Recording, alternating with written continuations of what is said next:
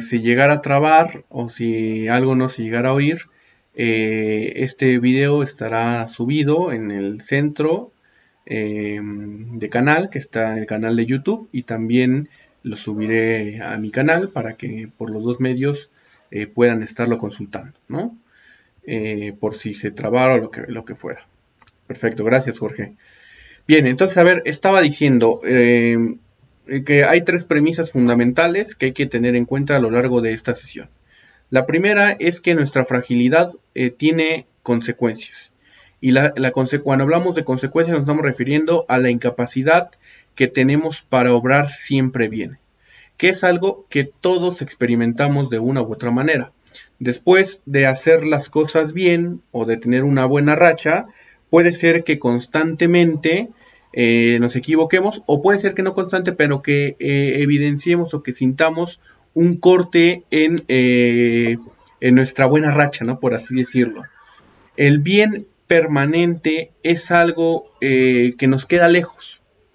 Es algo que nosotros constantemente estamos cortando.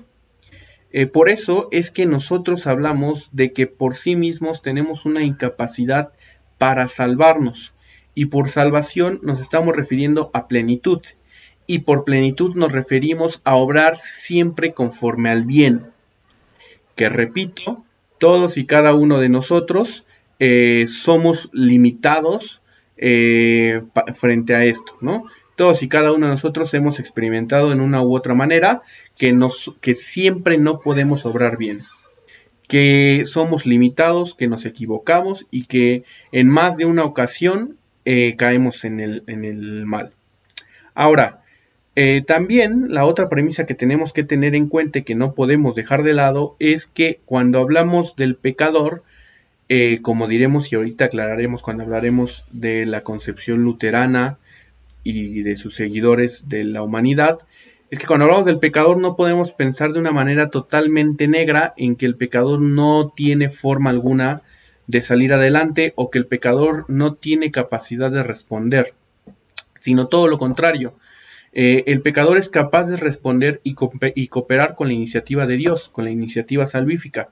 Como aclararemos más adelante, no como el primer artífice, no como el gran genio, como la gran voluntad, por así decirlo, o como el único, ¿no? Sino siempre con un auxilio, que es justamente a lo que nos referimos cuando hablamos de la gracia. Cuando hablamos de la gracia, nos estamos refiriendo de manera rápida, lo decimos, pero con más detalle lo estaremos profundizando más adelante, que nos referimos al gesto divino que cuando es acogido por el hombre, lo rescata de la esclavitud del pecado y de la muerte, y le comunica una nueva forma de vida, participación del propio ser de Dios.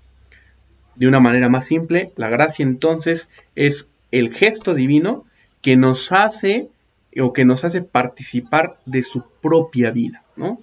Mediante la gracia nosotros que somos limitados, que somos pequeños, que somos miserables, somos elevados y podemos tener un modo de vida conforme al del ser divino. Y entonces, en este tema, en este momento, antes de propiamente expresar la postura teológica desde la que nos hemos de situar, vamos a hablar de dos posiciones extremas, dos concepciones teológicas sobre lo que significa que el hombre sea en Adán, lo que significa la situación del hombre en Adán. Tenemos a Pelagio y tenemos a Lutero y demás seguidores. También hay otros seguidores de Pelagio, ¿no? No me voy a poner a detallar cada uno de los seguidores de cada uno de estos pensadores.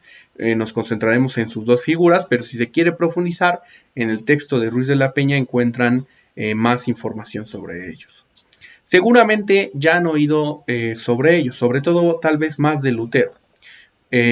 Por Pelagio, si ustedes siguieron al Papa desde que tomó posesión, ¿no? En sus discursos, en sus homilías, en sus audiencias, habrán o recordarán que en algunas ocasiones se refería o quería cuestionar este pelagianismo que a veces se nos cuela en el cristianismo sin que nos demos cuenta del todo.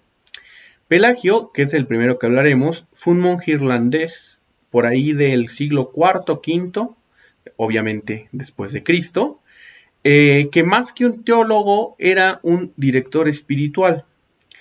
Él, y hay que decir lo siguiente, ¿no? Tanto de Pelagio como Lutero, no, y de cualquier persona que intenta hacer algo bueno, pero que a veces tal vez puede ser que le salga mal, ¿no? Como a muchos de nosotros seguramente en algún momento de la vida nos haya pasado.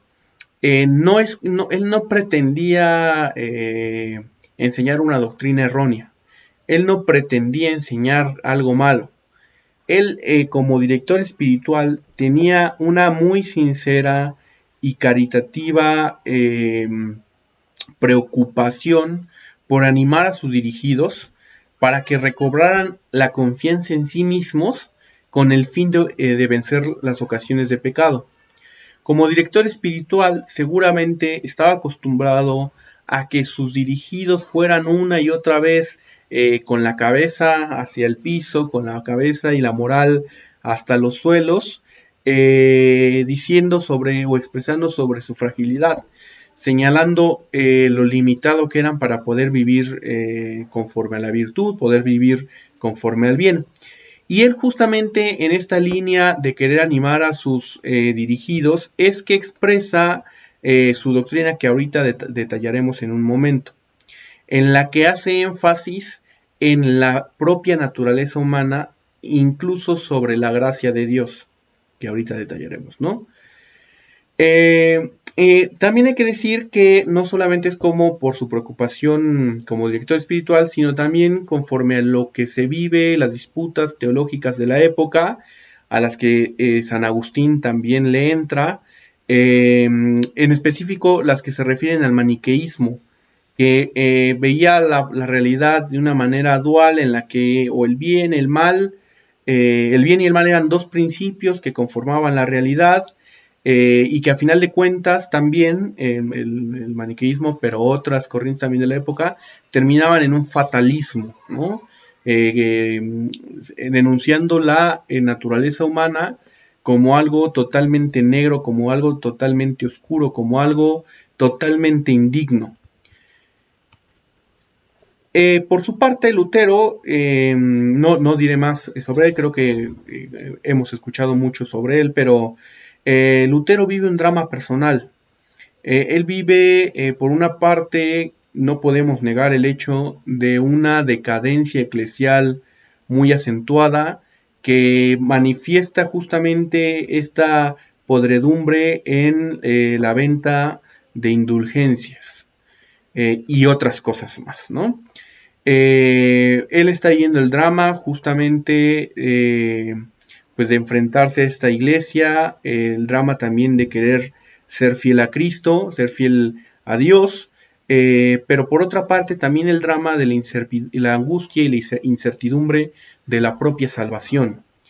Ustedes de Lutero sabrán, y si quieren conocer tal vez con un poco más detalle, además del texto de Ruiz de la Peña, en internet hay mucha información, pero podrían echarle un ojito a las 95 tesis de Lutero que fueron clavadas en la Catedral de Wittenberg en 1517. Una vez dicho esto, pasemos a hablar de la primera postura. Recuerden, son posturas extremas. Ninguna de estas dos posturas va a representar o va a ser la que nosotros tomemos. Y aquí aprovecho también para hacer un matiz. La sesión pasada, al final de la clase, alguno de ustedes participaba y decía que si todo era gracia, y yo le decía que sí. Sí, pero hay que matizar esto, ¿no? Porque si no, como veremos ahorita, caeríamos en la posición luterana. Solo lo digo para que lo tengan en cuenta. Pero entonces volvamos a Pelagio. Pelagio concibe que la realidad humana ya es buena por naturaleza. Claro, ¿no? Basándose en la Sagrada Escritura, haciendo la exégesis o la hermenéutica contemporánea sobre el Génesis y vio Dios que todo era bueno, ¿no? Pero un bien que en sí mismo ya desbordaba. Significa, en otra forma más simple de decirlo, que Dios ya había dotado al ser humano, en tanto al hacerlo ser humano, con la capacidad de no pecar, con la posibilidad de actuar siempre conforme al bien. Y que esto era, el actuar siempre conforme al bien, era un rasgo esencial, un rasgo específico de lo que se considera la libertad humana. Eh, Otra forma de explicarlo es decir que ser libre implica actuar siempre conforme al bien, ¿no? Que nosotros por nuestra propia libertad éramos capaces de hacer un lado el pecado y continuar siempre yendo conforme al bien. Un optimismo extremo, radical, como tal vez algunas de las primeras comunidades, algunos de los primeros discípulos también llegaron a vivir. La libertad, entonces, es una facultad de autosuficiencia absoluta. Si ustedes recuerdan lo que ya trabajamos en la primera parte del curso, la parte presencial que trabajamos antes de estos eventos que nos tienen en confinamiento, cuando hablábamos de la libertad no hablábamos de una autosuficiencia absoluta, incluso en algún punto decíamos que esto es ilusorio, que pensar la libertad como una facultad que implica que el ser humano es totalmente autónomo es absurdo. ¿Por qué? Porque somos seres finitos, porque somos seres limitados, ¿no? Entonces, lo traigo a colación porque Pelagio iba por ahí. El actuar moral del ser humano, al ser un ser libre y por lo tanto tener una autosuficiencia, el actuar moral era dependiente de la voluntad.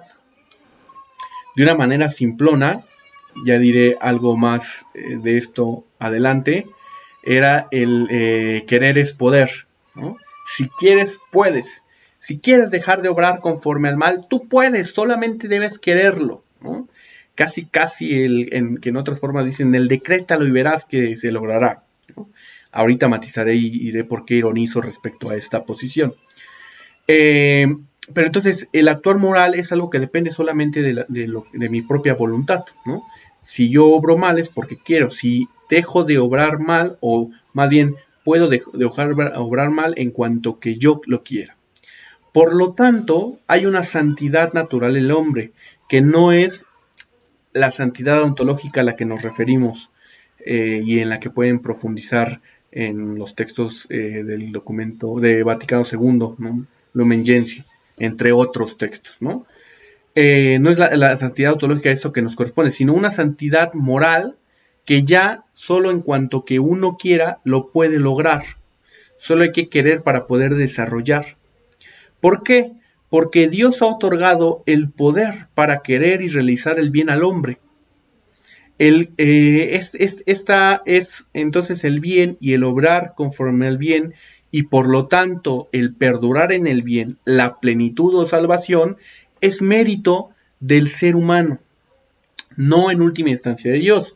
Y podrían justificarse así, claro, es de Dios en tanto que nos ha creado, pero Dios ya nos dio la capacidad para alcanzar la salvación por nuestras obras y no es la posición que vamos a tomar.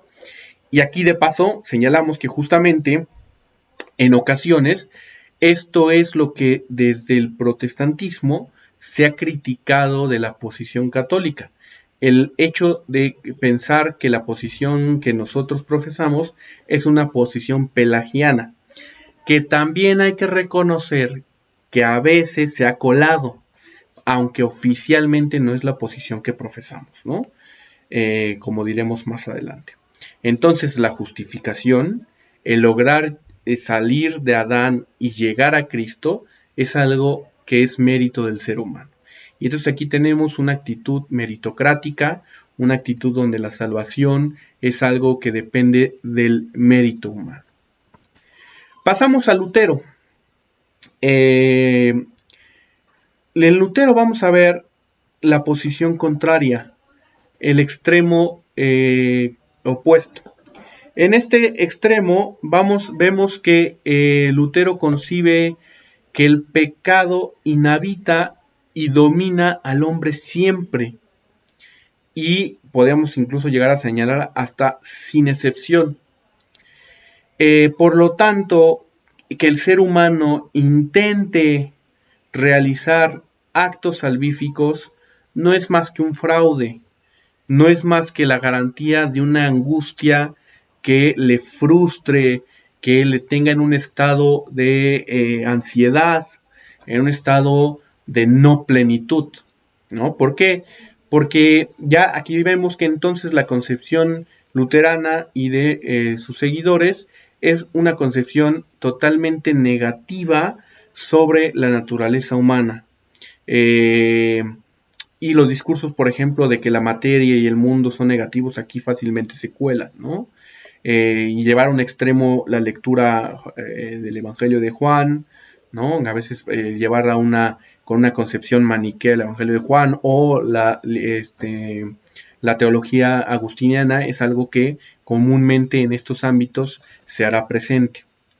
La concupiscencia, por concupiscencia nos referimos a esa capacidad presente en nuestra realidad para equivocarnos, o a esa fragilidad humana de la que ya hemos hablado, y en concreto en este caso al pecado original, no puede ser extirpada por nada. No puede ser extirpada por buenas obras, no puede ser extirpada por los sacramentos. Repito, pensar que las buenas obras, que los sacramentos pueden extirparnos la concupiscencia, no es más que un fraude, una angustia, ¿sí? O buenas obras y sacramentos serían estos actos salvíficos. Por lo tanto, el ser humano es digno de la ira divina, es digno del castigo eterno. El hombre no es libre como, es digno del castigo eterno. Y entonces, si hay cielo, si hay vida eterna en plenitud, en la gloria de Dios, va a ser totalmente, de manera absoluta, por misericordia de Dios, por gracia de Dios. No, ahorita llegaremos a la posición que nosotros llevamos, y habrá cosas que se parezcan, habrá cosas que estén muy distanciadas, ¿no? Entonces, el hombre propiamente, desde la concepción luterana, no es libre. ¿Por qué no es libre? Porque está totalmente esclavizado al pecado. El hombre, ni aún ahorita, podríamos decir, con el acontecimiento de Cristo, el hombre por sí mismo no tiene capacidad de autodeterminación hacia el fin que le planifica, es decir, hacia Dios.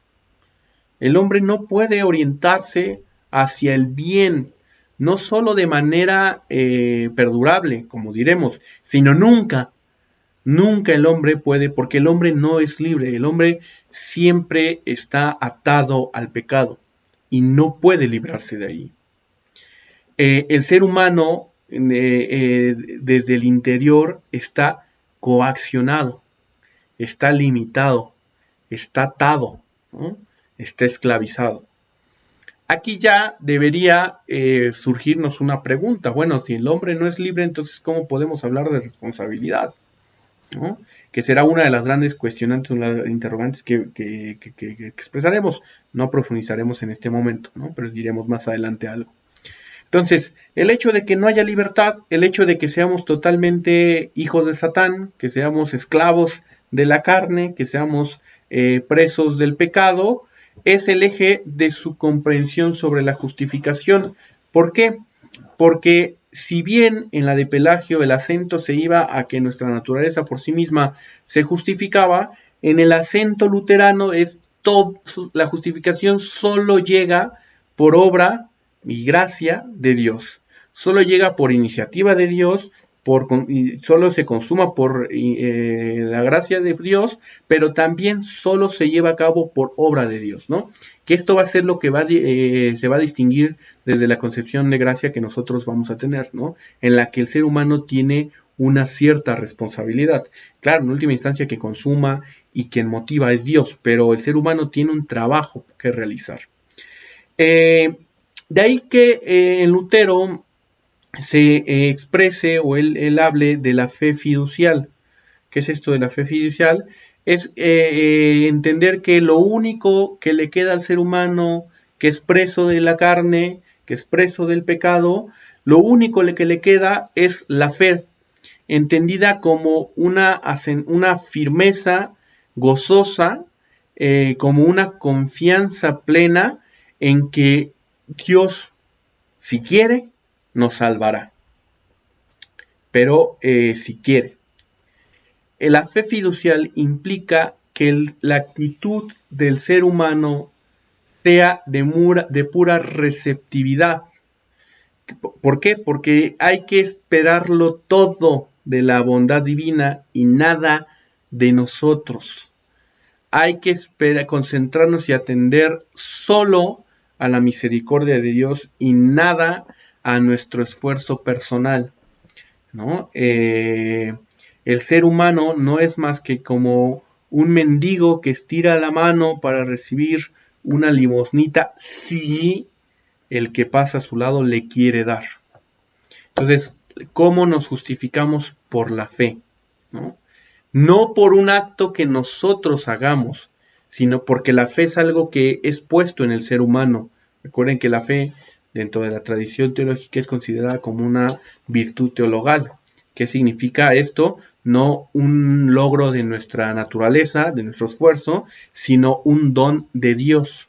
Entonces, mediante la fe, el pecador alcanza, o mejor dicho, es alcanzado por la justicia de Cristo. ¿Sí? Solo por la fe. Pero repito, entendiendo fe como una actitud de confiar en Dios radicalmente y dejar todo a sus manos, ¿no? Algunos de ustedes dirán, pues sí, ¿no? Por ahí va el asunto de la fe. Ya detallaremos y veremos que no. Desde la concepción que nosotros profesamos, la fe no es pura receptividad. Solo habrá que remitirnos a Santiago. La fe implica obras. El fruto de la fe es las obras. La fe no es nada más confiar. Pero de eso hablaremos también más adelante. Entonces, con la fe es que el hombre se reviste de Cristo, o mejor dicho, es revestido por Cristo. Otra vez, entendiendo la fe como un mero acto de confianza absoluta. Bien, espero que los problemas técnicos que sigue habiendo puedan sanar. Si no, repito, pueden consultar esta sesión más adelante en el canal del decanato o en mi espacio en YouTube, que apenas se está estrenando con estos cursos. Bien, entonces, sí, tenemos estas dos posiciones, la posición pelagiana, la posición luterana, una en el extremo de la bondad absoluta reside en nosotros, el otro en el extremo de que nada bueno reside en nosotros, todo es malo. Sin embargo, hay que ver que las escrituras de alguna manera, o no de alguna manera, de mucha manera, van contra las dos posiciones. Ni el ser humano es totalmente bueno por sí mismo, ni el ser humano es totalmente malo, ¿no? Pienso, por ejemplo, en Juan 15:5, donde Jesús dice a sus discípulos que sin él nada se puede hacer. Hay muchos otros textos, pero ahorita es el que traigo a la mente. Si quieren saber más textos, en el capítulo de Ruiz de la Peña, el capítulo 8, que si no mal recuerdo empieza en la página 315, por ahí alguien ya preguntaba, lo pueden consultar, pero también en los capítulos precedentes que tratan sobre el tema, ¿no? Pero también podemos pensar en el Salmo 51, versículo 12, donde se habla justamente de la creación de un espíritu nuevo y de un corazón nuevo. Es decir, sí, sin Dios no podemos hacer nada, pero también Dios puede crear un espíritu nuevo y un corazón nuevo, lo cual implica un actuar distinto, lo cual implica que el hombre sí puede obrar conforme al bien. Claro, nunca de manera autónoma o absoluta por sí mismo, siempre de la mano de Dios, ¿no? También pienso, por ejemplo, en Juan 3, del versículo 3 al 7, donde se habla, por ejemplo, del nacimiento de lo alto, de que hay que nacer del agua y del espíritu, ¿no? Entonces, la gracia no es, hay que entender que cuando hablamos de la gracia, no estamos hablando de una mera ayudadita, como podrá pensar el pelagiano. sí, la gracia es yo puedo por sí mismo, pero pues Diosito también me echa la manita, ¿no? Yo por mí me puedo, pero pues no está de más decirle que no, ¿no? Para que no se sienta mal, casi casi. No es una mera ayuda que potencia lo que el libre albedrío puede por sí mismo, no. En el Concilio de Trento, que si ustedes recuerdan el contexto histórico, lo conocemos como la Contrarreforma, que justamente está reconfigurando, intentando dar respuesta a todo el movimiento no iniciado por Lutero, pero que es la gota que Lutero sí es la gota que derrama el vaso. Expresará que ni la naturaleza ni la ley, en este caso la ley mosaica, pensando en la exégesis bíblica de la época, logran liberar de la servidumbre del pecado, ¿no? Si por una parte dirá Trento, a ver, no, para señalando a la naturaleza o contra el pelagianismo, ¿no? Es cierto, no podemos nosotros por nuestros propios esfuerzos lograr el bien o ser plenos, ser salvos, pero tampoco por la ley nada más o cumplimiento de la ley es que se logra el salir o el liberarnos del pecado. La posición que tomaremos es que el hombre en Adán, cuando hablamos del hombre en Adán, estamos hablando de que el pecador, cada uno de nosotros, no podemos evitar el pecado duraderamente sin la gracia, pero que lo podemos hacer una vez que la gracia nos acompaña. En este sentido se contradice también a la posición luterana en la que no hay forma alguna de que nosotros podamos vivir el bien.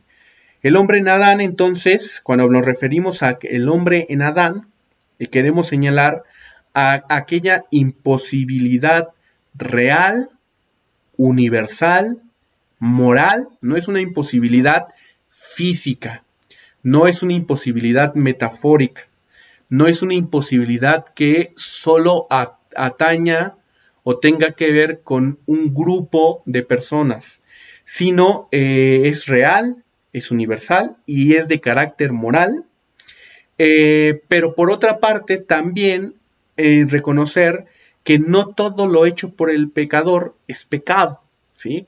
Cuando hablamos del hombre en Adán, no estamos señalando que si bien hay esa imposibilidad, significa que el hombre por sí mismo no puede obrar algún bien o conseguir un bien.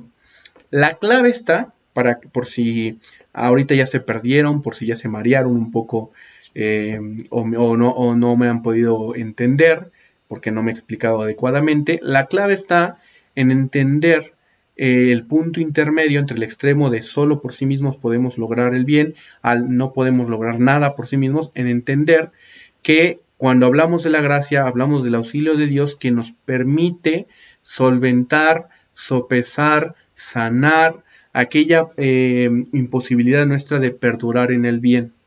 Cuando tenemos una buena racha, como lo he dicho al principio, como lo he querido llamar, haciendo buenas obras, es por la gracia, ¿no? A eso me quiero referir. No todo lo que hacemos es malo, no todo lo que sale de nosotros es negativo, no, esa sería una posición luterana. A lo mejor algunos de nosotros podríamos ir reconociendo que a veces hemos caído en el pelagianismo y a veces hemos caído en el luteranismo, ¿no? Pero iremos a una visión, a una concepción conforme a las escrituras, conforme a la tradición, una concepción que busca un intermedio o que más bien expresa una posición intermedia entre que sí reconoce su dependencia absoluta de Dios, pero también reconoce que nosotros tenemos y podemos obrar bien en algunas ocasiones, ¿no? Entonces la clave está en entender esto del bien de forma duradera, que es la plenitud, que es la salvación. Y en esta posición, tanto en la posición católica como en la posición luterana, diremos que el obrar del bien conforme al bien de manera continua, duradera, absoluta, es algo que nos queda grande, que es algo que nosotros no podemos lograr por nuestro propio esfuerzo, a diferencia de la concepción pelagiana. Antes de continuar profundizando sobre nuestra posición, vamos a ver algunas posiciones que delatan que apuntan, que expresan la insuficiencia que nosotros como seres humanos tenemos para procurarnos la salvación. Eso hace al principio lo señalaba, pero lo vuelvo a retomar aquí y que esté siempre presente. No tenemos que rascarle mucho para darnos cuenta de nuestra limitación, de nuestra insuficiencia para poder procurarnos siempre de manera perdurable y continua el bien. Cada uno de nosotros puede voltear introspectivamente, mirar su vida y darse cuenta de que el bien duradero es algo que a veces nos queda muy lejos. Pero más allá de nuestra posición de fe, más allá de nuestra vivencia religiosa, en el ámbito filosófico, en el ámbito cultural, en el ámbito científico, ha habido quienes de una forma no teológica señalan justamente eh, eh, esta situación de la limitación humana, de la insuficiencia humana, para planificarse, para salvarse. Y otra vez repito, para que no se nos olvide, cuando hablamos de salvación, hablamos de perdurar en el bien, de obrar continuamente siempre, valga la redundancia, conforme al bien. Y entonces, en estas posiciones tenemos, por ejemplo, la que es capaz de reconocer, la que señala, por ejemplo, que nuestra incapacidad para responder a la pregunta por perdón, me estoy cuatrapeando. La posición que es la de aquellos que dicen que la pregunta por el sentido de la vida, por la plenitud, por la felicidad, es absurda, porque como podemos ver en la historia humana, no hemos llegado a un acuerdo y nunca llegaremos a tal. Que incluso es preferible mejor ya deshacernos de la pregunta por el sentido y que cada quien incluso llegue a proponer su propia perspectiva y se quede con ella, ¿no? Es una posición que a final de cuentas nos lleva al relativismo, es decir, es un asunto complejo, es un asunto que vemos que en la historia todas las respuestas que se han venido dando no nos satisfacen, no nos llenan, por lo tanto, pues no hay más que reconocer que pues cada quien tiene su posición y es válida y ahí se queda, ¿no? Y ahí que cada quien se quede. Otra posición que nos revela justamente esta insuficiencia es a la de aquellos que reconocen que o que aceptan lo finito como el único horizonte de vida. Es decir, pensar en lo trascendente, pensar en algo más allá de esta vida, pues no tiene sentido porque no hay como tal evidencia. Entonces, de lo único en lo que nos podemos cimentar, en lo único que nos hemos de asentar, es en lo finito y desde ahí pensar. ¿Y qué me dice lo finito? Pues lo finito me señala que el ser humano muere, que el ser humano es limitado moralmente, que el ser humano se cae constantemente, que es frágil, ¿sí? De ahí que pueda llegar a la posición de quienes renuncian a todo proyecto utópico, quienes desacreditan todo metarrelato. ¿Qué es un metarrelato? Aquellas perspectivas del mundo, de la realidad, que intenta dar respuesta a todo, como puede ser el cristianismo, y que hablan también de los temas más candentes, más complejos, más metafísicos, como si la vida continúa después de esta vida o después de la muerte, como lo queramos entender.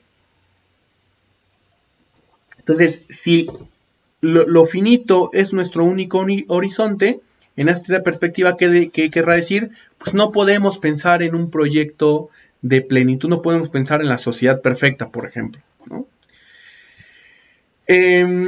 También está la convicción de que el hombre no puede realizarse consumadamente porque no hay un Dios que lo realice o porque la autorrealización del ser humano es tan mítica como la misma idea de Dios. Y aquí, por ejemplo, podemos pensar en algunos de los existencialistas ateos, algunos de los nihilistas más extremos como Cioran, ¿no? En donde se dirá o se afirmará que el hombre está condenado, perdón,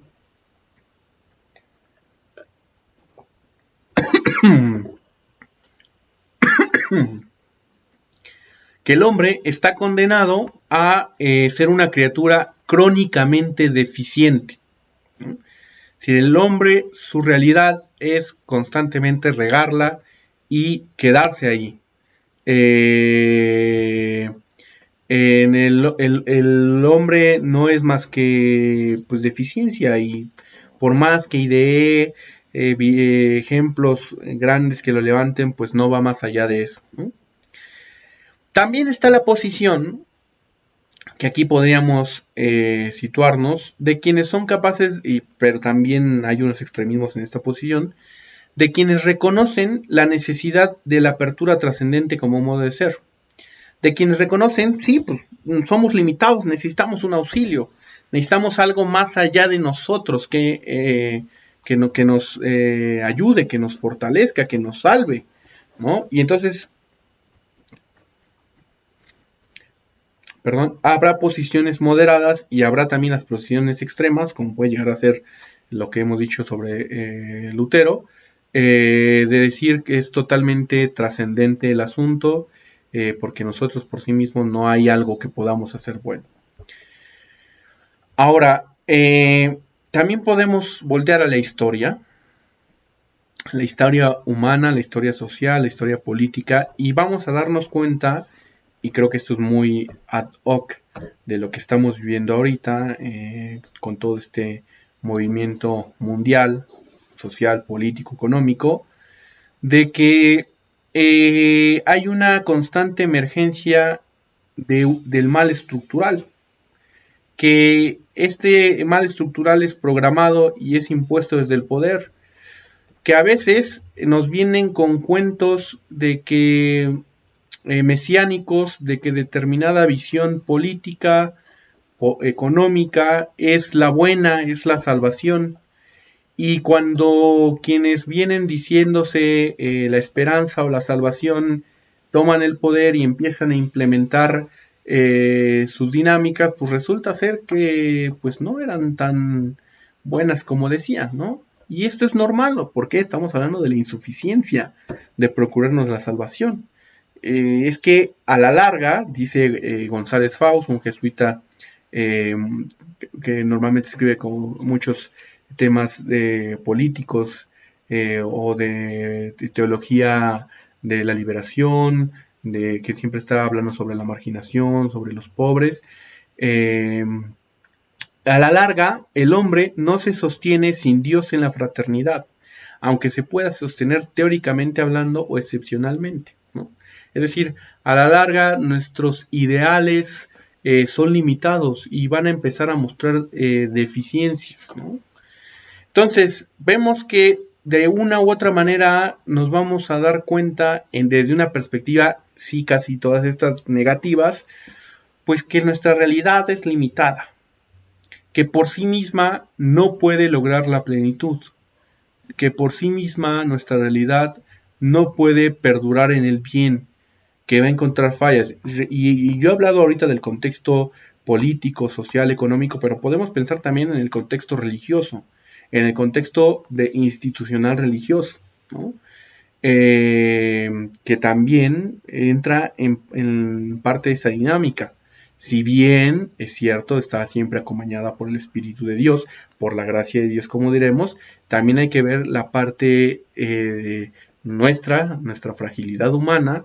Al fin y al cabo, la iglesia, los miembros, si bien es santa, está constituida por nosotros, que somos seres frágiles, que somos pecadores, y estará también entonces inmerso en esta dinámica, ¿no? Ahora, en el plano positivo, del querer es poder, ¿no? En el plano pelagiano, pues también esto es una ilusión, esto es una ingenuidad. ¿Por qué? Porque querer no necesariamente es poder. Estructuralmente hay situaciones, o más bien, mejor dicho, hay estructuras que no siempre van a permitir salir adelante a los que quieren salir adelante. A veces desde una posición muy cómoda, desde una posición, ¿cómo decirlo? En la que no está en el piso, en la que no está empezando de abajo, es muy fácil enunciar y decir este querer es poder. Y sobre todo, yo ahorita ya no pienso en la dinámica coloquial, sino pienso en el contexto del teológico del que estamos hablando, ¿no? En este sentido, en la crítica al pelagianismo, ¿no?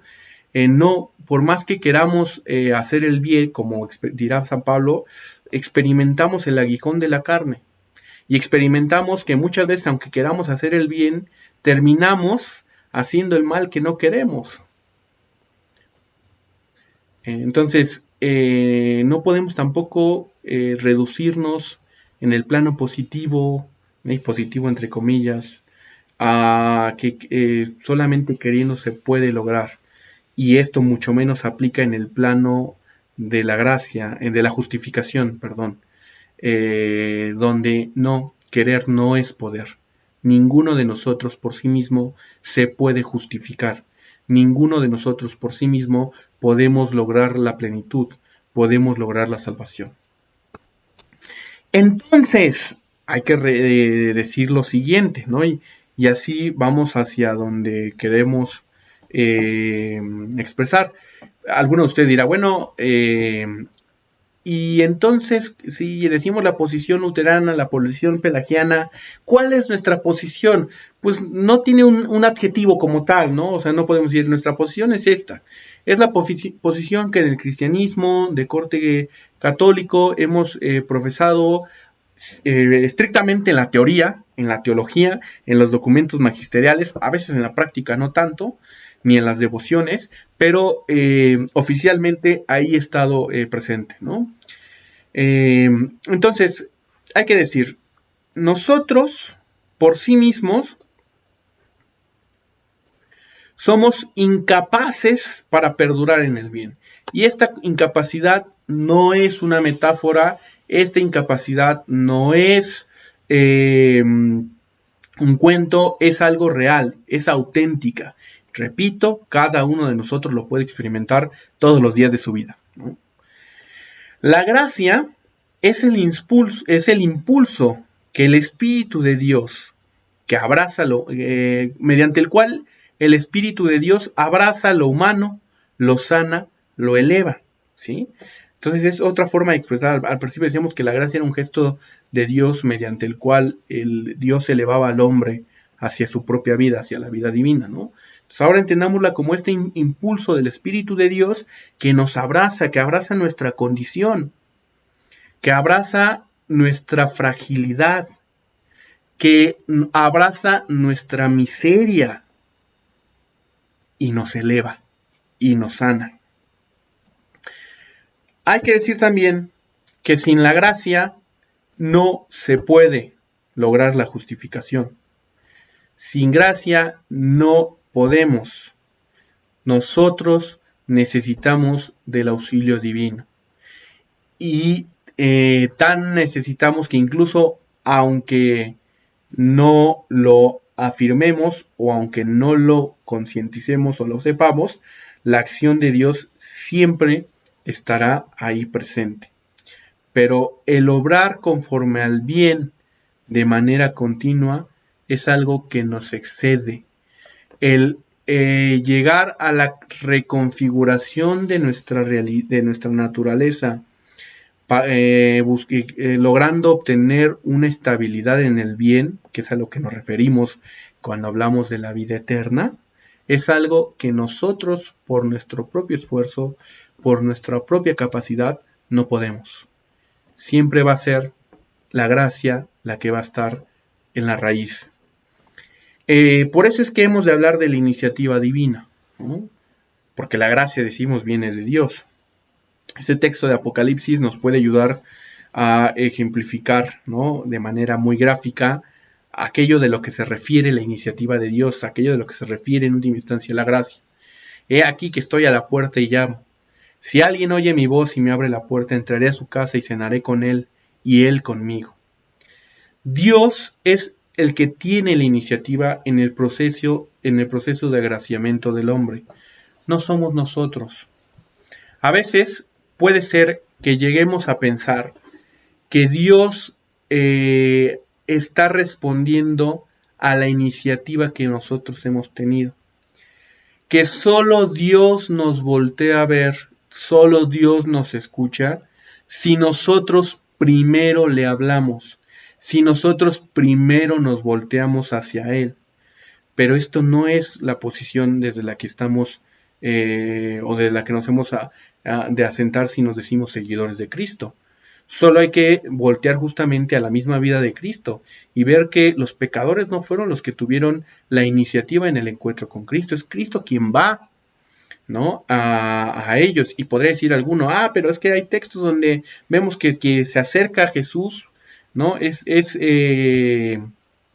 el pecador y no es Jesús primero. Sí, pero en sentido estricto primero fue la encarnación antes de ese acercamiento. Es Dios que se hace uno como nosotros. Esa es la iniciativa. No es que ninguno de nosotros o alguno de nosotros haya rogado porque Dios se encarnara. O si alguno de nosotros lo hizo, no se encarnó porque nosotros lo pedimos. Dios siempre tiene la iniciativa. Dios es el que está a la raíz del proceso de obrar conforme al bien, del proceso de conversión. Dios además ejerce esta iniciativa con tenacidad, con una tenacidad que a veces no nos explicamos. Yo pienso ahora en esa tenacidad que nos puede llegar a dar o que nos pudo llegar a dar en aquel momento en que nos enamoramos de alguien pero no fuimos correspondidos, ¿no? Si lo vivieron o lo están viviendo o lo han vivido, saben de lo que estoy hablando. Que los demás, los que no están en esta dinámica de enamoramiento, no entienden por qué sigue uno ahí cuando el otro pues, no nos hace caso, cuando el otro pues simplemente nos trata mal o nos desprecia o simplemente no da la pauta, ¿no? Pues imagínense, si es inexplicable en nuestras dinámicas limitadas, finitas, cuánto más cuando hablamos del ser divino que a lo largo de toda la historia está tenazmente buscándonos, universalmente tocándonos, porque no es un asunto de una élite, no es que Dios solamente esté a la puerta de los que van a la iglesia. Pensar esto es caer en la dinámica de la meritocracia, ¿no? Sí, Dios está conmigo porque yo voy a Él. No. Dios está tenazmente y de manera universal tocando a las puertas de todos los hombres y mujeres de la historia, buenos y malos, ¿no? Aquí podemos caer también en la dinámica puritanista de pensarnos que somos los buenos, porque ya profesamos o no sabemos el credo, porque ya vivimos o vivimos los sacramentos, vamos todos los domingos a fiestas de guardar, porque yo no me pierdo las misas en Facebook y las oigo 3 veces seguidas, ¿no? O porque ya quiero que abran los templos y entonces yo soy bueno. No. Es algo que nos excede. Es algo que va más allá de nosotros y algo en lo que si obramos conforme al bien, en última instancia tendrá en su cimiento, tendrá en su fundamento la iniciativa de Dios, tendrá en su cimiento, en su base a Dios que nos están acompañando, que nos está tocando, que nos está hablando, ¿sí? Podemos entender de esto, tenemos ejemplos bíblicos a más no poder, ¿no? Piense, por ejemplo, en la iniciativa de Dios que tiene hacia el pueblo hebreo. Va al rescate. En la iniciativa de Dios que tiene con Abraham. En la iniciativa de Dios que tiene al querer un pueblo. En la iniciativa de Dios que tiene al escoger al más pequeño de los hermanos, como fue David. En la iniciativa de Dios que en Jesús vemos yendo hacia los inmundos, hacia los miserables, hacia los pecadores. Que repito, muchos de nosotros podemos asemejarnos o podemos identificarnos perfectamente con ellos, ¿no? Dios siempre de manera tenaz, de manera terca, podemos decir, y de manera universal, va a estar tocando. Y ese es el fundamento de la gracia. Y ese es el motivo por el cual en ocasiones podemos mantenernos en el bien. Dios comienza la obra buena. Dios consuma la obra buena. Pero ¿quién la ejecuta? Es el ser humano. Y en eso nos va a distinguir radicalmente de la posición luterana. El ser humano tiene una posición no receptiva. No es nada más sentarse y dejar que todo lo haga Dios, ¿no? Es que nosotros queremos responder a Dios. Dios ha comenzado la obra buena y Dios va a ser el que la va a consumar. Pero el trabajador, pero el que está encargado de llevarla a cabo, somos nosotros. A nosotros nos toca un papel activo en la construcción del reino. Esto es algo que venimos diciendo desde el principio en el curso, con la concepción hebrea sobre el ser humano, sobre el paraíso, desde una perspectiva en la que el ser humano es activo y no pasivo. El ser humano no es un mero receptor. No vemos que el reino de los cielos, el reino de Dios, sea sentarse a pedir porque Dios cambie las cosas. El reino de Dios es poner manos a la obra. Otra vez, para que no se nos vaya a ir las cabras al monte. No significa esto que nosotros seamos lo que los consumemos o quienes comencemos. Somos quienes ejecutamos, somos los albañiles. Pero el arquitecto, el ingeniero y el maestro es Dios. Nosotros solamente somos los chalanes. Somos quienes tenemos una responsabilidad. Pero en última instancia, quien comienza, quien consuma, es Dios. Entonces, podemos pensar, por ejemplo, y bueno, podríamos preguntarnos, bueno, ¿y de dónde viene, no? O sea, sí, ya hablaste de esta terquedad de Dios, ya hablaste que Dios está tenazmente ahí detrás de nosotros, pero ¿por qué? ¿No? Una primera respuesta que podríamos dar es voltear a Timoteo 2.4, 1 Timoteo 2.4, ¿no? Dios quiere que todos los hombres se salven y lleguen al conocimiento de la verdad.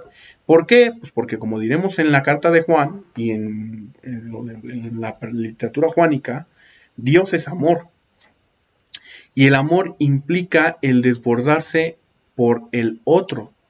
El amor implica el hacer que el otro se plenifique, el buscar que el otro alcance su plenitud. Por eso Dios quiere que todos los hombres se salven y lleguen al conocimiento de la verdad. Por eso es que Dios nunca va a dejar de proveernos con su gracia. ¿Qué significa esto? Que no va a haber un ser humano que por muy mal, desgraciado que viva, no pueda obrar de alguna manera el bien. Pero por otra también, que por muy alejado que esté el ser humano, puede, si se dispone, voltear hacia Dios y encaminarse hacia una vida distinta, hacia una vida en plenitud, repito, no por propio esfuerzo, sino por el auxilio de Dios. Dice Ruiz de la Peña en la página 323, únicamente la iniciativa divina es capaz de desbloquear la situación pecaminosa y poner en movimiento al hombre pecador, iniciando su éxodo desde el ser en Adán hacia el ser en Cristo. Pero es la iniciativa de Dios. Cuando hay una conversión, no es fruto de la voluntad mía o de la voluntad de quien se convierte. No es fruto de quien pide la conversión, de la voluntad de quien pide la conversión, ni es fruto de quien se convierte. Es primero la iniciativa de Dios y es también la disposición de quien se convierte para hacer caso a esa iniciativa de Dios. Aquí entonces llegamos a uno de los elementos fundamentales que nos distinguen de la concepción luterana. De la concepción pelagiana es claro que nos distingue, ¿no? Que hay que decir, el pecador no todo lo que hace, como ya lo dijimos, lo hace mal. El pecador es capaz de hacer el bien, claro, no de manera perdurable ni nunca por sí mismo, pero es capaz de lograr el bien. El pecador puede responder, pero no solamente puede, debe responder, ¿no? Entonces es un asunto de potencia, de capacidad, pero es un asunto también de exigencia, de deber. ¿A qué? A la propia condición, a la imagen, a la condición de ser imagen y semejanza de Dios. Y cuando hablamos de responder, ¿a qué nos referimos? Nos referimos a que, en primer lugar, y esto que nos quede bien claro, la respuesta implica una posición activa, no una posición pasiva, que creo que eso es algo que he enfatizado desde el principio del curso, ¿no?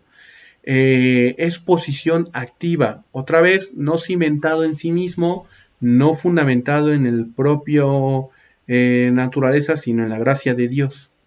Es disposición, también de esto ya hemos hablado cuando hablamos de la pobreza, cuando hablamos de la libertad.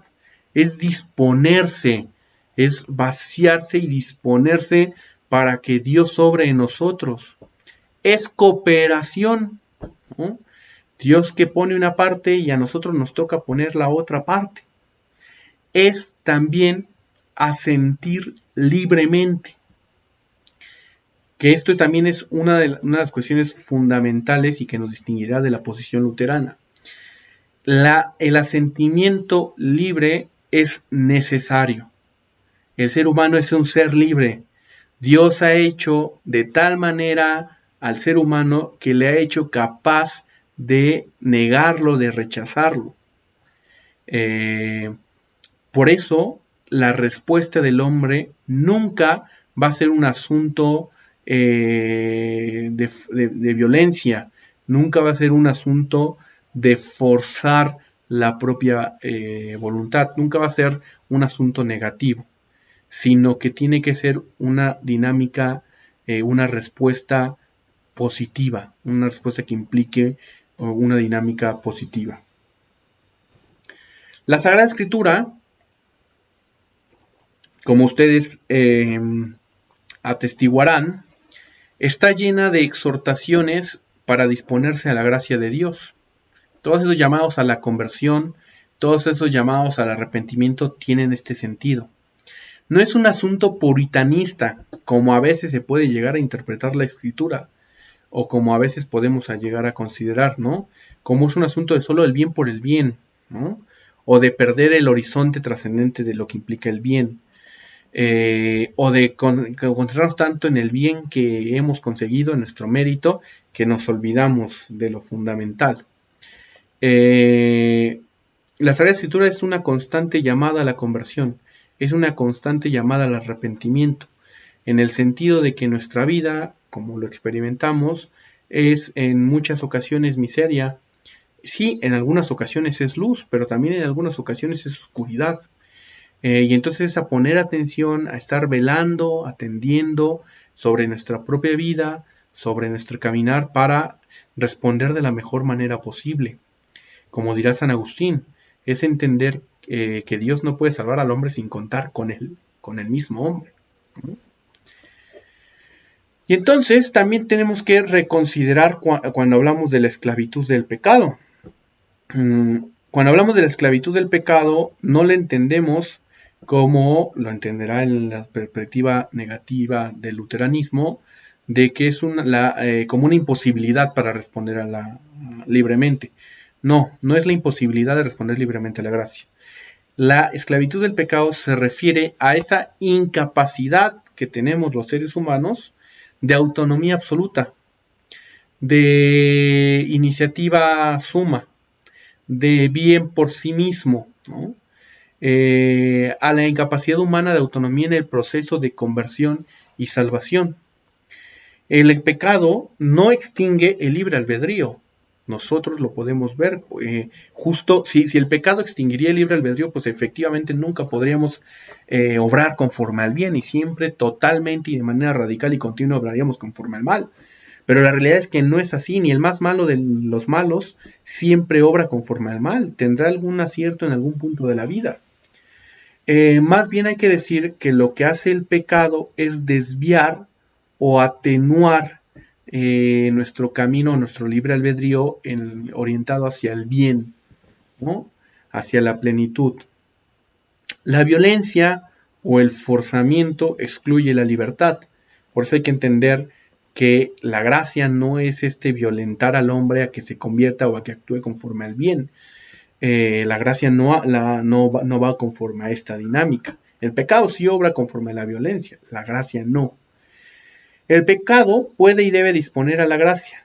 disponerse a la gracia, pero también puede disentir, el pecador, perdón, puede y debe disponerse a la gracia, pero también puede disentir de esta, ¿no? Justo hecho de que ser pecador es expresión de que uno puede decirle no a la gracia, uno puede decirle no a esta tenacidad de Dios que nos busca, que nos llama, que nos constantemente nos acompaña. Entonces, la disposición libre implica, vemos, diversos actos, entre los cuales se destaca el de la fe. Ahorita digo algo más sobre la fe, pero hay que decir, no es que la justificación llegue por estos actos, no es lo que estoy diciendo, y no se puede interpretar así. Interpretar así es confundir con la posición pelagiana, sino que más bien estos actos son una respuesta a ese don, a esa donación, a ese desbordamiento del ser divino por mí, ¿sí? Y entonces cuando hablamos de fe, ¿a qué nos referimos? No la vamos a entender como una fe fiducial, no vamos a entender la fe como un mero acto intelectual que es o un mero acto de confianza en el que nos dejamos todo en manos de Dios.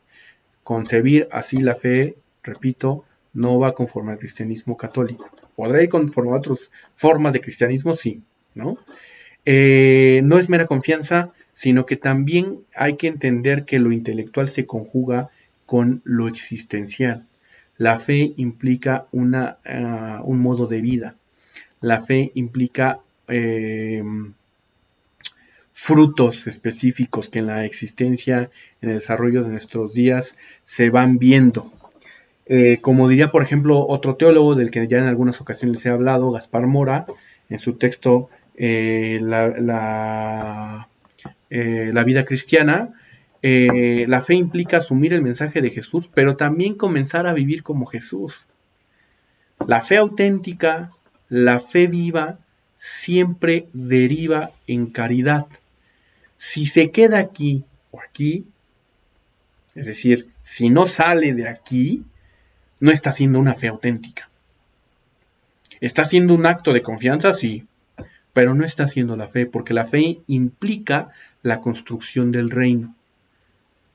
Eso es fundamental en la predicación de Jesús. Los 3 evangelios sinópticos tienen como eje fundamental el reino de Dios, que no es un asunto intelectual o espiritual sentimental, es un asunto que en nuestro contexto se va desarrollando y en algún punto trascendente llegará a su consumación, pero que tiene que ver con nuestro día a día, que tiene que ver con nuestros entornos específicos. No es solo sentimiento, se comienza por ahí, pero no se agota allí. Es ante todo, diremos, una entrega de mi ser personal al ser personal de Dios.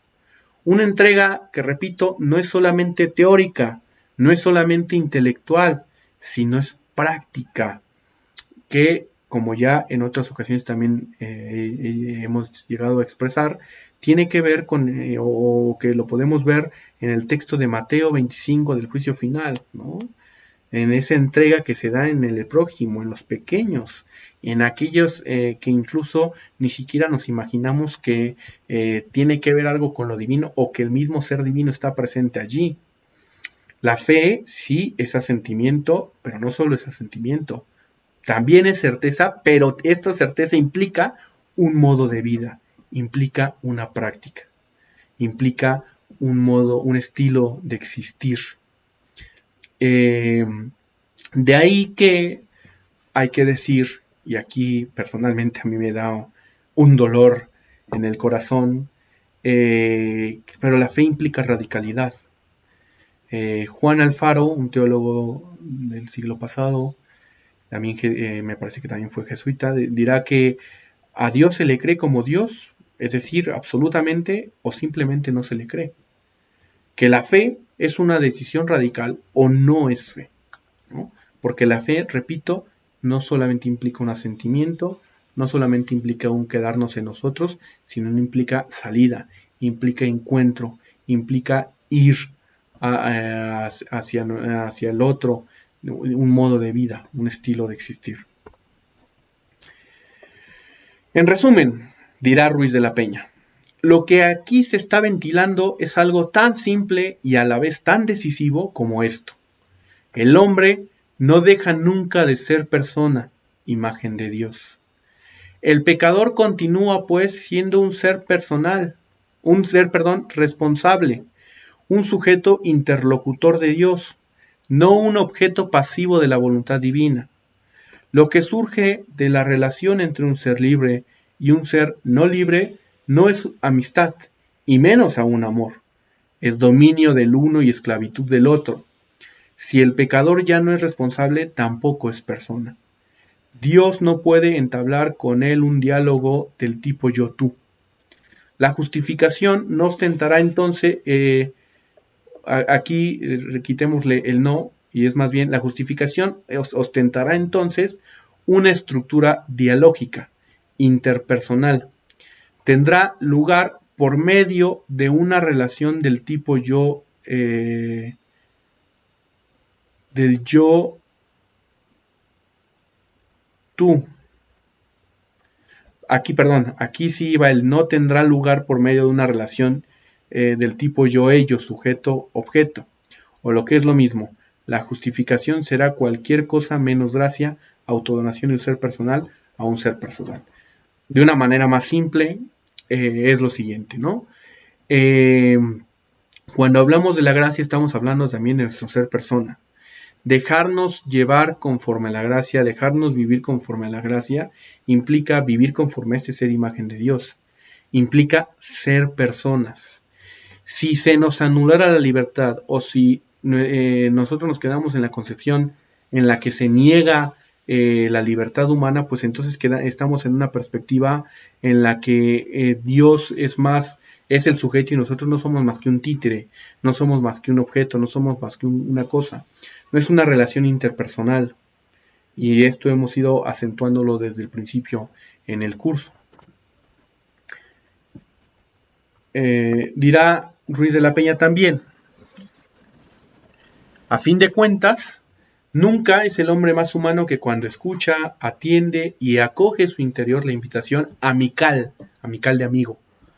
Nunca es la suya una libertad más liberada que cuando responde afirmativamente a la amistad ofrecida. Y nunca se muestra más ostensiblemente la divinidad de Dios que cuando se aprovecha de esta peculiaridad de lo humano para dirigirse al enemigo, convertirlo y hacer de él un amigo. Entonces, como decimos, nosotros vivimos nuestro ser personal de manera más plena cuando somos capaces de disponernos, de atender a la iniciativa de Dios, de vivir en la gracia y de obrar, por lo tanto, conforme al bien. Y ahí es donde la acción de Dios se muestra, ahí es donde el amor de Dios también se hace presente. Y con esto termino. El ser humano necesita absolutamente de Dios para cobrar su genuina humanidad. El hombre ha de situarse ante Dios con el mismo sentimiento filial de dependencia con que el niño se sitúa frente a su padre. Debe confiar en él con la misma humildad con que el publicano oraba en el templo. Tiene que comparecer ante su Señor como lo hacía el salmista, con espíritu contrito, con corazón contrito y humillado, enteramente persuadido de su miseria y resueltamente abandonado a la misericordia divina. Dios, por su parte, lo espera y acoge siempre, como el padre al hijo pródigo, sin humillarlo, sino más bien trocando el peso de su culpa por el reconocimiento de su condición filial. Y así vemos que entonces la concepción del hombre en Adán es un juego entre mi fragilidad y la gracia de Dios. Una dinámica entre el amor de Dios, mi deficiencia, pero también mi respuesta. Paso entonces ahora a la sección de las preguntas.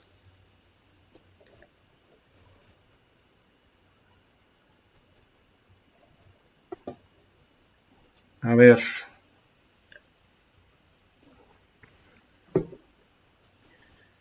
Voy regresando para ver, ¿no? Ya vi que hubo ahí algunas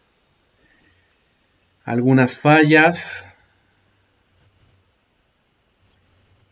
Eh,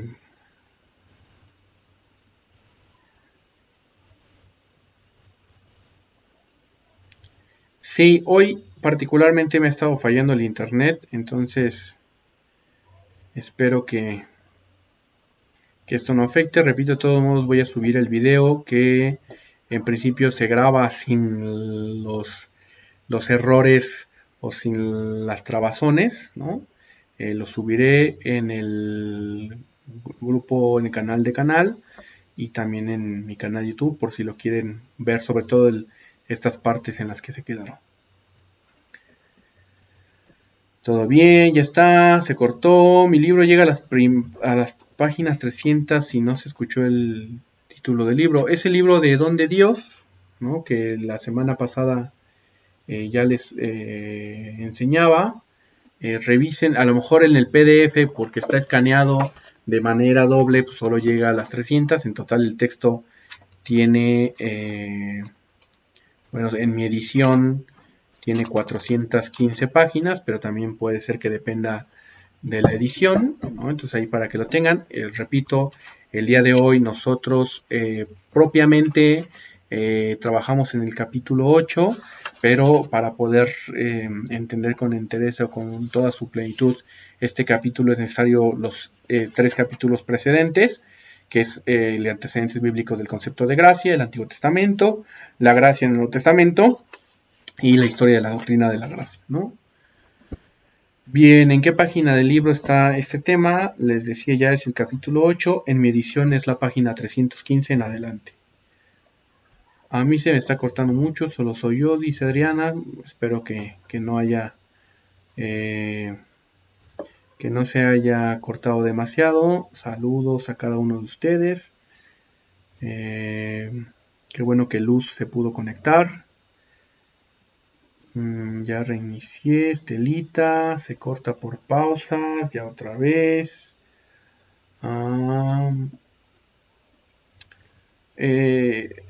Pero no somos pelagianos ni luteranos. ¿Cómo se llama nuestra tendencia? Como tal, pues no es como que haya un nombre, pero era al menos la posición que en la tradición del catolicismo se ha defendido, al menos de manera oficial en los documentos, en el magisterio, en la teología más eh, ortodoxa, ¿no? ¿Cómo distinguir la gracia de un talento o un camino de vida? Porque la vida no es perfecta. Es que justo el talento y todo, a la base está la gracia, ¿no? No es que los podamos separar de una manera radical siempre. Es que es justo el punto es a entender que es una dinámica en la que vamos juntos, ¿no? Claro que cada uno de nosotros hemos sido dotados con talentos específicos, algunos hemos desarrollado, bueno, no algunos, todos hemos desarrollado otros talentos, ¿no? En la vida, pero a la raíz de eso, que hablando de un talento que es algo que nos orienta siempre hacia el bien, siempre va a estar la iniciativa divina, ¿no? Las mismas circunstancias son iniciativa y plan de Dios para salirnos al encuentro. Esto es muy complicado y muy difícil de asegurar. Asegurar eso, piensa lo dramático que podría ser en una situación más adversa de la que estamos viviendo. Una persona que es ultrajada, que es violentada, que está sufriendo, que es secuestrada. Decir que las circunstancias son iniciativa divina sería decir que Dios tuvo la iniciativa para que le fuera mal a esa persona, ¿no? Y no es la posición que tomamos. Esa sería más bien una posición estoica, en la que se piensa que las circunstancias ya están escritas y que las circunstancias van más allá de nosotros y lo único que nos toca es dejarnos llevar por las circunstancias. Y no, el reino de Dios implica transformar las circunstancias adversas, transformar las circunstancias que atentan contra la dignidad humana. Entonces, no va por ahí el asunto. Más bien, justamente la gracia a lo que nos motiva, a lo que nos empuja, es a tomar la rienda de las circunstancias, no a ser pasivos frente a las circunstancias, a transformar con la fuerza del Evangelio las circunstancias en las que estamos inmersos. Esa sería más bien, va por ahí el asunto. Eh, Papa Francisco dice pecadores sí, corruptos no. Va por esa línea, justamente en la línea de entender que sí somos capaces de pecar, pero nunca nuestra naturaleza está corrompida de manera absoluta. Entonces creo que yo voy en el buen camino, aunque luego pienso que es el ego y me pierdo y me hago bolas. Pues es que justo cuando ya nos sentimos en tierra firme, algo no lo estamos haciendo bien, ¿no? Siempre hay que entender que siempre sí podemos ir en el buen camino, pero también es muy común que nos perdamos en ese buen camino. Porque en ese buen camino puede que nos convirtamos como aquel fariseo que oraba en el templo, que si recuerdan en las últimas líneas con las que terminaba de Ruiz de la Peña, no es la actitud que nos corresponde, y que dice, gracias Señor, que yo sí voy por el buen camino y que no me hiciste como aquel, ¿no? Parafraseando un poco el texto. Qué bueno, de alguna manera, al estarnos formando, al estar profundizando nuestra fe, pues estamos de alguna manera haciendo algo bien, pero no podemos considerarnos que ya, ¿no? Siempre hay mucho por mejorar, siempre hay mucho por cambiar, siempre hay mucho por entregarse a la gracia de Dios, siempre quedará algo por hacer, ¿no? Si no nos quedamos en la dinámica pelagiana. Conocer la verdad es conocer a Cristo, no solamente conocer de manera intelectual, vivir como Cristo. Entonces pudiera ser que las bienaventuranzas muestran la parte del comienzo y consumación de la parte de Dios y la parte que al hombre le toca. Necesito escudriñar más con más detalle acá a qué te refieres, Antonieta, pero efectivamente las bienaventuranzas nos hablan de un estilo de vida. Un estilo de vida que va a veces diferente conforme a los ideales y lo que nosotros hemos estructurado como deben de ser las cosas, la plenitud, ¿no? Una fe sin obras es una fe muerta, así es, Mari, ¿no? La fe sin obras, pues no es fe propiamente. Qué bueno, Pati, que hay esa disposición. Buena tarde, Carlos. O sea que a seguir leyendo, mucho ánimo, ¿no? Siempre hay mucho por qué profundizar, hay mucho que trabajar. ¿Por qué en el último slide utiliza el término enemigo?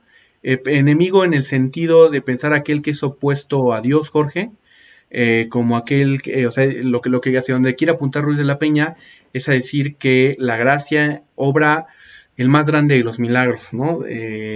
Incluso Ruiz de la Peña ahí hace una acotación, una nota a pie de página que dice que la omnipotencia de Dios no se muestra en el crear de la nada, sino el lograr la conversión de alguien, el lograr el encuentro con alguien que estaba totalmente lejano, ¿no? Y justo la palabra enemigo creo que tiene la fuerza para señalar como lo totalmente, o lo, no de manera absoluta, pero lo muy distante, lo muy lejano a la propia posición. Gracias, Nerina.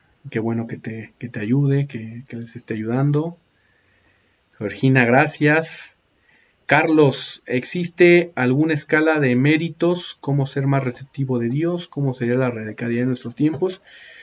Pues no es que como tal exista una escala de méritos, pero sí existen modelos de gente que vive en las virtudes, ¿no? Y esos justamente son los santos. Otra vez, no concentrándose o no quedándose en el mérito por el mérito, ¿no? Siempre en la gracia de Dios está la raíz. Pero de alguna manera los santos justamente son los que nos permiten ver la vida conforme a la disposición y la respuesta a Dios, ¿no? Que ya la semana pasada decíamos, ni los santos escapan al equivocarse, al caer en el pecado, y eso es algo que nos debe quedar claro, ¿no? Pero sí vemos en los santos que hay una perduración en el bien, que es lo que nos motiva, que es lo que nos cautiva, que es lo que nos mueve de sus estilos de vida. ¿Cómo sería la radicalidad en nuestros tiempos? Y es que yo creo que eso es justamente uno de los elementos que por los cuales deberíamos concentrarnos y meternos más de lleno al Evangelio, ¿no? La vida de Jesús, los Evangelios nos relatan la vida y obra de Jesús en un contexto muy diferente al nuestro, en el plano tecnológico, en el plano estructural, ¿no? Histórico, pero en el plano humano sigue habiendo en nuestra fe, en nuestra época, a pesar de 2000 años de distancia, la misma marginación, sigue habiendo la misma discriminación, sigue habiendo la misma humillación, sigue habiendo la misma opresión, ¿no? Entonces, la radicalidad va justamente o apuntarnos a vivir la vida intentando esforzarnos por vivir el bien. Y esto nos va a implicar que el mundo lo tengamos en contra, las estructuras las tengamos en contra. Por eso les decía que es algo que ahí en el corazón me duele, ¿no? Porque a veces, pues lo más sencillo es acomodarse a las estructuras, acomodarse a las circunstancias y dejar que las circunstancias sigan como están, ¿no? Y dejar que Dios sobre. Cuando se trata de nosotros ahí vivir, transformar, iluminar, y esto claramente pues no nos pone en una posición de comodidad. Luego, ¿qué pasa con aquellos que nacen, crecen y se desarrollan en un entorno de pecado? Como se les da oportunidad de experimentar la gracia de Dios. A ver, ¿quién de nosotros no nace, crece y se desarrolla en un entorno de pecado? ¿Quién no nace en un entorno así? El tema anterior justamente era hablar de la fragilidad humana. Y al hablar de fragilidad humana estamos diciendo que prácticamente nosotros también estamos en un entorno de fragilidad, ¿no? Entonces, ¿por qué lo digo? Pues porque podría parecer que nosotros estamos en un entorno más bueno que el de otros, ¿no? Es cierto que hay entornos más difíciles, más tremendos que los que nosotros a lo mejor estamos viviendo, ¿no? Pero hay que decir, la gracia se llega a ser presente en nuestro entorno como se puede llegar a ser presente en esos entornos. Y podríamos voltear a ver la historia de gente que en esos entornos logra salir adelante, logra vivir una vida de santidad. Pienso en Santa Vaquita, ¿no? Entonces, algo que también nos tiene que quedar muy claro es que la gracia, el actuar de Dios, la iniciativa divina es algo que excede nuestra imaginación, que excede nuestras percepciones, que excede nuestras limitaciones, ¿no? No hay un entorno, por oscuro que sea, que esté libre de la gracia. En general sería el equivalente de la obra de la Madre Teresa de Calcuta, siempre adelante a pesar de las circunstancias, con fuerza interna de la gracia de Dios. Exacto, Oscar. Ese es un ejemplo de la radicalidad. No, cualquiera de nosotros, a veces nosotros, por ejemplo, cuando hablamos de la vida de los santos, nos quedamos con el lado rosita y, ay, sí, muy entregada, muy buena, ¿no? Y hace mucha oración. Y se nos olvida todas las circunstancias adversas y todo la dinámica en contra y la radicalidad que implicó ese estilo de vida, ¿no? Que no fue sencillo, no fue fácil. Implicó ir contra estructuras, ¿no? Implicó en ocasiones también difamaciones, etcétera, momentos de noche oscura incluso, ¿no? Tere, me gustó mucho el que haya remarcado la radicalidad, porque ahí comenzamos a generar verdaderos cambios y a salir de la tibieza y de una vida acomodada a nuestros gustos o conceptos. Pues es que va por ahí el asunto, ¿no? La vida en Cristo implica una vida radical, pero a veces pareciera ser que la vida radical se nos olvida. Y esto es muy importante que digamos, la vida radical no significa solamente o se reduce a un aspecto litúrgico sacramental, tiene que ver con la forma de vida, con el estilo de vida, ¿no? Que cada uno de nosotros vamos viviendo y desarrollando día con día. Luisa, con base en la palabra de Dios, podemos recibir la gracia, pero entiendo que para obrar sobre el prójimo, derramando la gracia dada por Dios en gratuidad. A ver, la gracia de Dios se recibe por gracia de Dios, ¿no? Es decir, si tú lees la palabra, no significa que tú y no otros están recibiendo la gracia de Dios, ¿no? La gracia de Dios es algo que se nos desborda, algo que se nos da a todos, que siempre está presente a la raíz de nuestra vida buena. En la palabra de Dios podemos ver en la Sagrada Escritura en concreto, que se nos revela la gracia como esta constante del actuar de Dios, del acompañamiento de Dios en nuestras vidas, más bien habría que decir, ¿no? Ninguno de nosotros tiene la fuerza para forzar a Dios, por así decirlo, a desbordar su gracia sobre los otros. Si se nos ocurre pedirle a Dios que transforme un corazón, no hay que pensar que la transformación reside en mi mérito de que yo pedí. No, la iniciativa está en Dios. Si estamos pidiendo por el prójimo, es ya de principio porque Dios está moviendo nuestro corazón, está poniendo nuestra atención en quien nos acompaña en el viaje de la vida, pero no es que sea mérito nuestro, ¿no? Entonces, eh,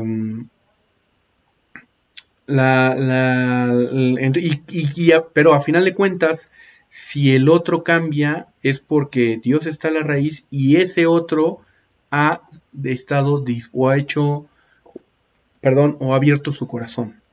Se ha abierto la puerta de Dios que está llamando.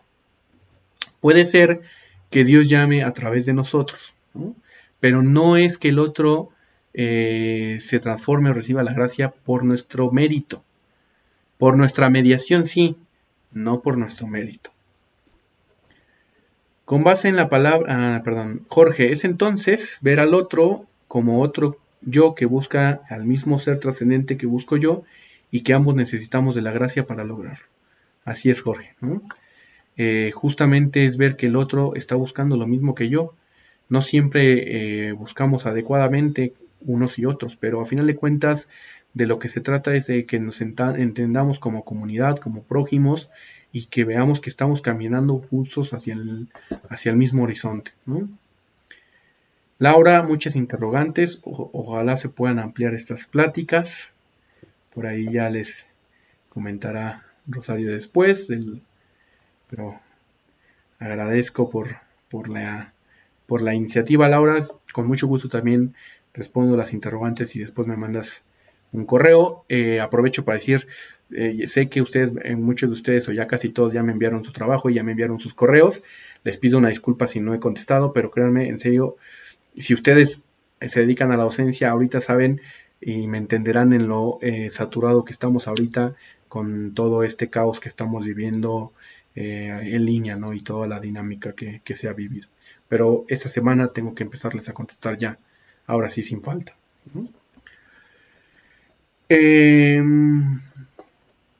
Ivonne dice que hay que proseguir con esto porque somos insuficientes, quedan muchas interrogantes. Gracias por las amables palabras y por el aprecio por la clase. Igual las interrogantes, las preguntas, con mucho gusto les puedo seguir contestando. Ustedes ya tienen mi correo, si no, de todos modos aquí se los pongo en el chat para que lo tengan y con cualquier duda, en cualquier momento, con mucho gusto. A lo mejor me tardo, pero les ayudo a acompañar o a buscar alguna respuesta, ¿no? Dice Ivonne que se volvió a pasmar.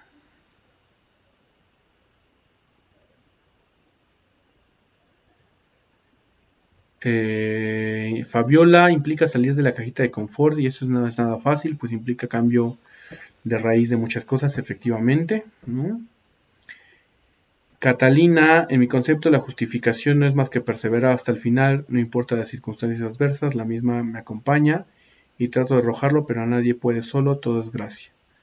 La justificación es el proceso de salir de nuestra insuficiencia o una forma simple de ir de nuestra dinámica pecadora hacia la santidad. Entonces, perseverar hasta el final, claro que es uno de los actos, pero no reside en el mérito propio ese perseverar. Esa justificación, claro que sí, en última instancia viene de la gracia de Dios, ¿no? Pero que implica una dinámica en la que nosotros respondemos, ¿no? No es solamente mera receptividad o mera pasividad nuestra, sino que implica un poner manos a la obra. Estudiar teología me daba pavor, pues mi experiencia antes de estas clases no eran fáciles de comprender, aunque me sigue costando trabajo entender. Me ha quitado el pánico conocer, gracias. No, Gabriela, qué gusto. No, esto me da Me da mucho gusto, agradezco de corazón que lo expreses. Pues la idea es justamente que nos ayudemos mutuamente, que las reflexiones de su servidor pues vayan ayudándonos a vivir, ¿no? Y a meternos de lleno en esto, en esta dinámica maravillosa y en este mundo maravilloso que es la teología. Me parece que no hay ninguna duda más. Entonces les agradezco mucho su atención. Les agradezco de todo corazón su participación, su presencia. Espero que sigan bien en casa, que todo vaya muy bien con su familia. Eh, Les mando un abrazo fuerte y quedo a sus órdenes. En este momento les pongo mi correo por si alguno no lo tenía, para que lo tengan en cuenta. Jorge, gracias a ti, Jorge. Gracias, Jorge. Tus preguntas siempre me ayudaron bastante.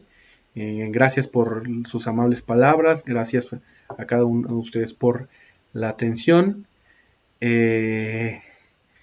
Y aquí seguiré contestándoles por el chat. Entonces, gracias a cada uno de ustedes. Corto para contestar ya por el chat directamente. Les mando un abrazo. Que Dios los siga bendiciendo.